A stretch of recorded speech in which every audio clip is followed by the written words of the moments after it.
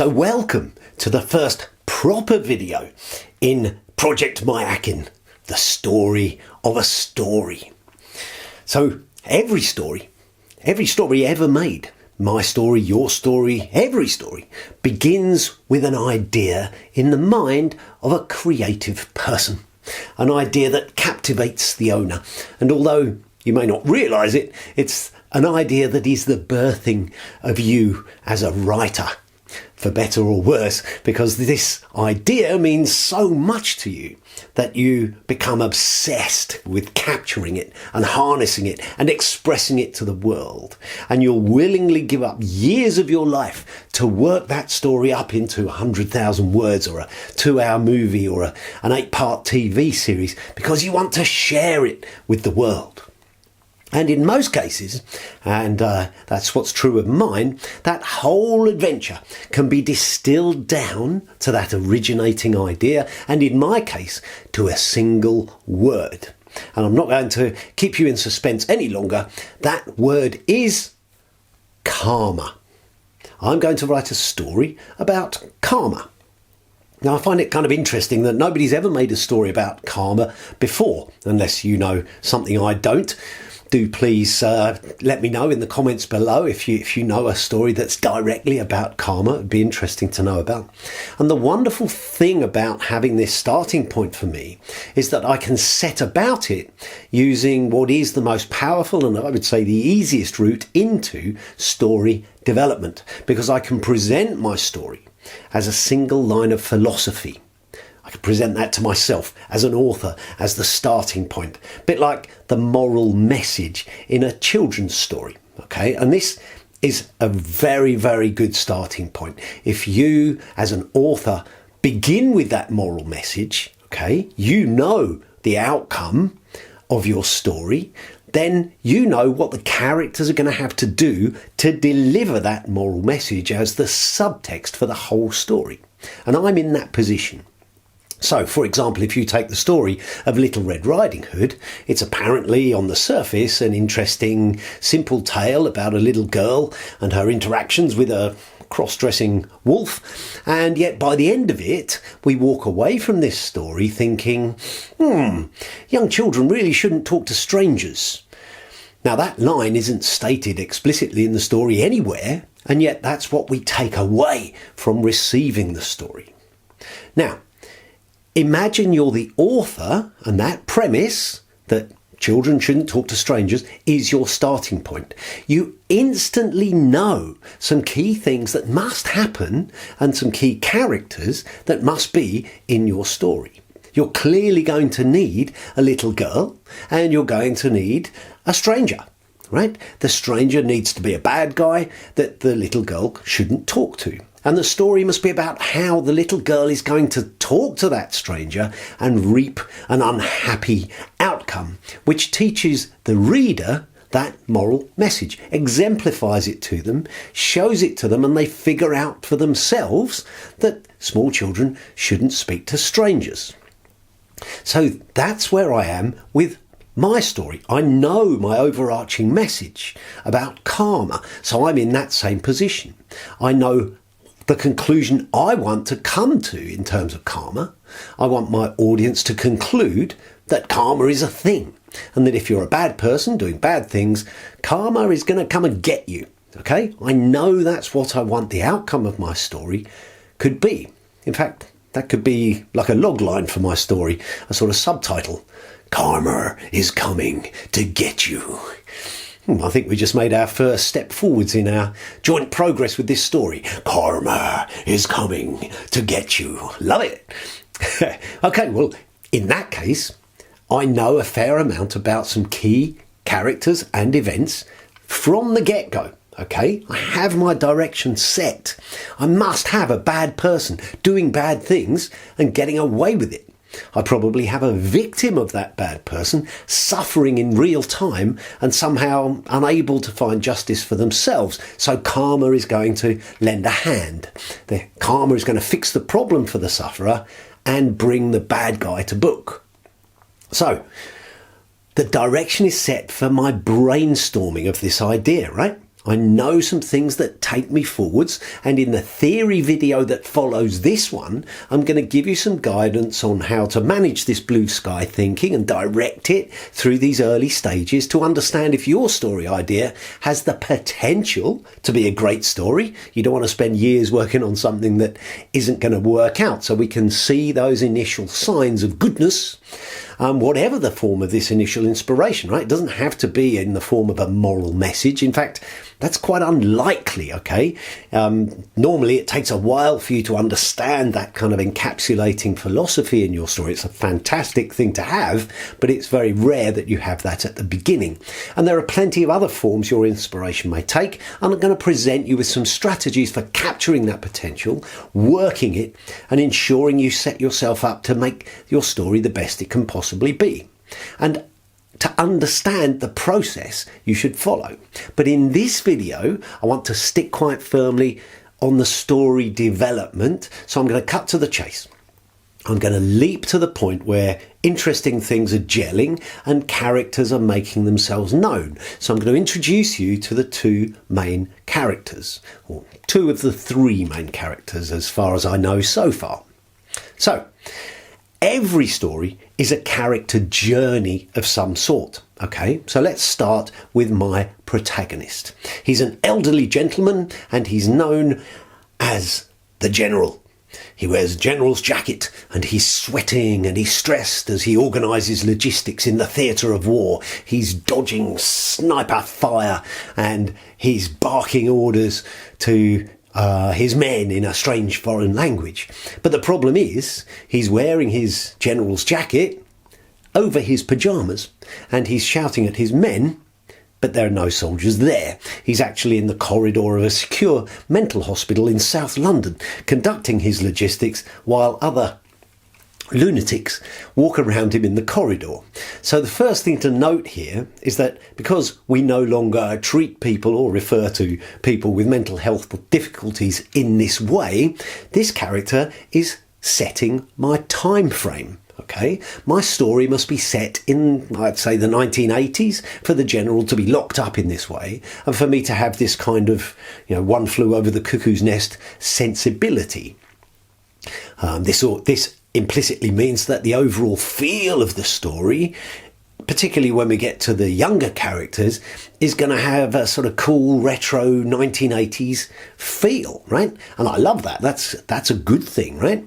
We're going to come on to this shortly with the other characters, but as we are, the General is in a secure mental hospital, but as far as he's concerned, he's absolutely and completely right there in the theatre of war, and he's living and suffering there every minute of the day. I made him suffer in this way, so he's incapacitated in terms of the bad guy. His mental health problems means he cannot get justice from the bad guy's actions that put him in this hospital and in this mindset in the first place, okay? So we're going to come to the bad guy later, in fact probably in the next video. For the moment, you now need to know about my second character. He's a nurse, a young man called Daniel, and he's caring for the General in the hospital. Now, Dan is going to be the conduit for karma to have its impact. So Dan has this weird ability that nobody else has, okay? Karma has kind of adopted him for reasons that I'll need to figure out, right? He doesn't know this, and nor do we in the audience, but this ability is karma in action. So Dan's able to see the world that the General is experiencing in his head.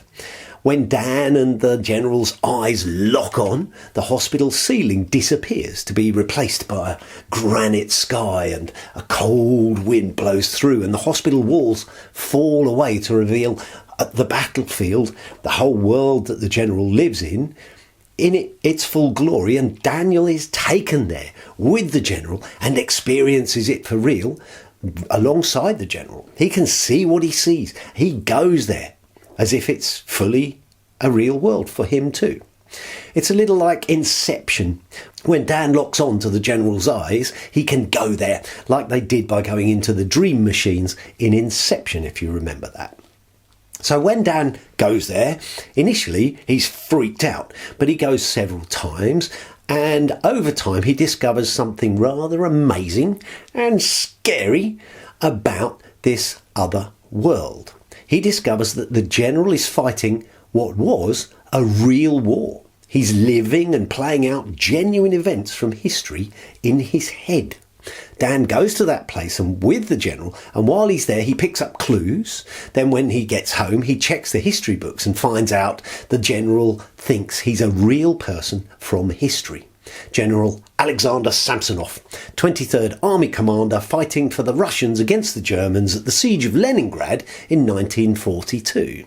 And the general not only thinks he is the real Samsonov, he thinks that Daniel is his right-hand man, Lieutenant Mayakin. And soon Dan discovers that Mayakin was real as well. And here's the big one. From the moves they make on the battlefield, Dan realises they are in a precarious situation in World War II, and General Samsonov is about to make a huge wrong decision. Meaning that if history plays out in his head the way it did in the real world, it means that in 2 days' time, the general is going to die in the field of battle in his head, along with 150,000 of his men. Wow. Okay, so Dan fears for the general. He's his patient in the hospital in the 1980s. He tries to alert the authorities in the hospital to help the general. He's going to die in the world in his head. And if you die in your dreams, you die in real life, right? The general feels everything as if he's there. It's completely real for him. And Dan is convinced he's going to die. And the general needs to be protected from what's about to befall him in 2 days' time. But the other doctors, the authorities, they're not interested. They absolutely believe the general's fine. Of course he is. He's safe. He's in a hospital in the 1980s. There's no need to get involved or change anything. Indeed, they begin to think maybe Dan is sounding as crazy as the general with this kind of talk. So Dan takes it upon himself to go into that world and save the general. He gets himself a lieutenant's jacket and a cap and adopts the role of Mayakin, goes into that world with the general and stands right there alongside him in the field of battle and convinces him to change his strategy in the field of war. He changes that huge decision, and in doing so, Dan manages to completely fulfill the role of the real Mayakin, who was a double agent, a traitor who betrayed the general in the real war in 1942 and was later decorated by the Germans for his role in causing the death of General Samsonov and 150,000 enemy troops. And Dan just fulfilled that role in the battle in the general's head in the modern day. But there are still 2 days to go. Is there still time to make amends? What can Dan do? What's going to happen next? Okay, so that's my setup, that's my basis, that's my starting point. Dan is the agent of change for karma to have its impact. He's also the sort of portal we need to get into the other world in 1942 that facilitates this amazing escapism, the way the walls fall away and we're transported to another story world, I hope rather like Inception. Can you think of a better way for that portal to happen for me? I've got them locking eyes and that does it, but there's probably a better way. Let me know in the comments below if you can think of some other way of me achieving that movement from the 1980s hospital to the field of war with the general and Daniel. Okay, so I hope this is an intriguing sort of teaser for you in the story, bringing you alongside and making you think roughly where I am right now, okay? The next video is the theory for the process I went through to get to this point where I have this top line premise for my story. Karma is a thing, and it will come and get you if you do bad things. And I have a character journey. I know that the general is going to go from severely traumatised and done down by the bad guy to being a healthy man at peace with the world in the modern day by the end, and the bad guy, who we're going to meet soon, is brought to book. And I have Daniel, who will be an unwitting and reluctant sort of conduit for karma to have its impact and make things right for the general. Next we need the bad guy on whom karma will act, and his role. So in the video after next, I'm going to show you the formal process I use to develop on a moral message or a sort of philosophy, using this map to generally guide the way your thoughts are going. And before I end, let me just say that the inspiration for the general came about from a book I read called The Border by R.P. Curtis. Terrific book this, and the general is an incidental character in The Border. And Curtis has not only given me permission to use the general for this work I'm doing, but he's also helping me with some of the military aspects. A lot of the action in Mayakin is the truth from the Siege of Leningrad, and the names are from real players in the World Wars. So thanks and acknowledgements need to go to Curtis, and actually I went on to publish another one of his books. So if you'd like to buy and read The Border, fill your boots, get out there and do it. It's an incredible piece of work. And if you'd like a more mainstream, accessible route into Curtis genius, I recommend The Shock Tube, a fantastic story of a man's gradual slide into Alzheimer's. Genuinely fantastic book, and it's published by Dream Engine, and I recommend it highly. Good. Okay, so that's it for today. Get yourself up to speed on the theory video next, and then I'll join you again, the one after that, to introduce us to our bad guy and work our way through this kind of template for this kind of moral argument type of story development. I hope this has been useful, and I'll see you on the next one.